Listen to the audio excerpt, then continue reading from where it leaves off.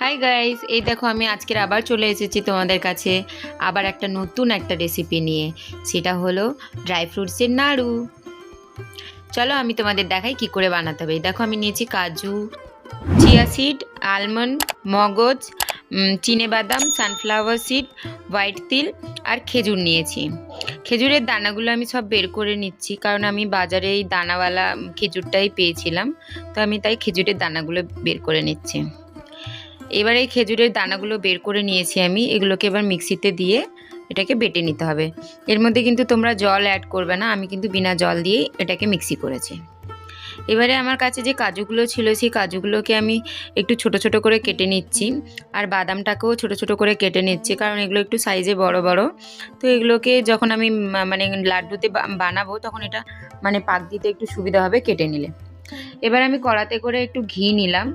এবার ঘি নিয়ে সেই যে ড্রাই ফ্রুটসগুলো আমার কাছে আছে সেই সব ড্রাই ফ্রুটসগুলোকে আমি হালকা আছে এগুলোকে রোস্ট করে নেব। এই সময় কিন্তু গ্যাসটা কিন্তু একদম স্লো করে রাখবে, নালে কিন্তু হট করে সব বাদামগুলো মানে সবই যে ড্রাই ফ্রুটসগুলো দিয়েছো সেগুলো কিন্তু পুড়ে যাবে। এই মিনিমাম এটা তোমাকে 10 থেকে 15 মিনিট করতে হবে তোমাদেরকে।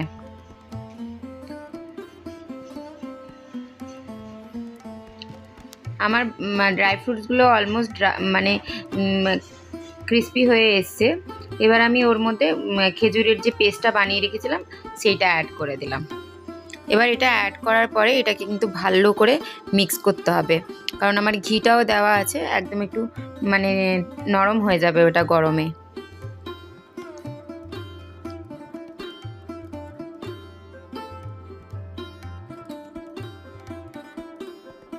এই দেখো আমার মানে প্রায় অ্যাকচুয়ালি এটা হয়ে গেছে, মাখানো হয়ে গেছে ভালোভাবে। তোমরা নিশ্চয়ই দেখতে পাচ্ছ যে কালারটাও চেঞ্জ হয়ে এসছে। এবার আমি একদম মানে শেষের মাথায় এবার আমি ওটাকে গ্যাসটা অফ করে দিলাম। এবার আমি অন্য একটা ছোট কাঁচের বাসনে শিফট করে দিলাম। এবার একটু এটাকে ঠান্ডা হতে দেবে 2-3 মিনিট। আর এই যে লাড্ডুটা পাকাবে এটা কিন্তু একটু গরম গরমই করতে হবে, তাহলে খুব গরম গরমই করে নিও না, হাতটা পুড়ে যাবে। সো যখন একটু হালকাই হবে তখন তোমরা নিশ্চয়ই দেখছো আমি হাত দিয়ে করছি, একটু গরম আছে, কিন্তু এটা একটু গরম গরমই মানে লাড্ডু পাকাতে হবে, আর ঠান্ডা হয়ে গেলে কিন্তু একটু লাড্ডু পাকানো মুশকিল হবে।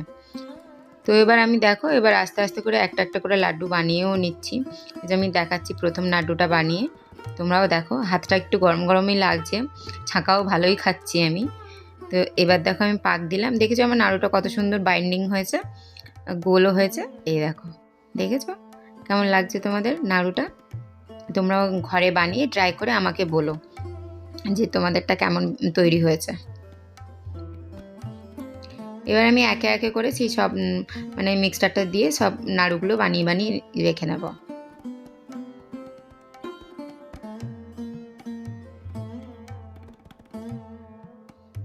আমার নাড়ু বানানো শেষ হয়ে গেছে। এবার দেখতে পাচ্ছ তোমরা কত সুন্দর লাগছে। এই দেখো আমি সবকটা নাড়ু বানিয়ে নিয়েছি। এবার দেখো আমার কত সুন্দর লাগছে। এর মধ্যে কিন্তু আমি চিনি দিইনি, তোমরা কিন্তু ভুল করে তোমাদের যদি চিনি লাগে তোমরা দিতে পারো, কিন্তু আমি চিনি দিইনি এর মধ্যে। এই দেখো আমার দেখেছো নাড়ুগুলো আমার কত সুন্দর ট্রান্সপারেন্ট লাগছে। তোমাদের যদি এই রেসিপিটা ভালো লাগে তাহলে তোমরা শেয়ার করো, কমেন্ট করো, লাইক করে দিও, আর প্লিজ তোমাদের সাবস্ক্রাইব করে দিও। আর এই লাড্ডুগুলো দেখো আমি সব জারের মধ্যে রেখে দিচ্ছি, তোমরা চাইলে অন্য কোনো বাসনেও শিফট করে রাখতে পারো, এটা কিন্তু অনেক দিন বেশি দিন থাকবে।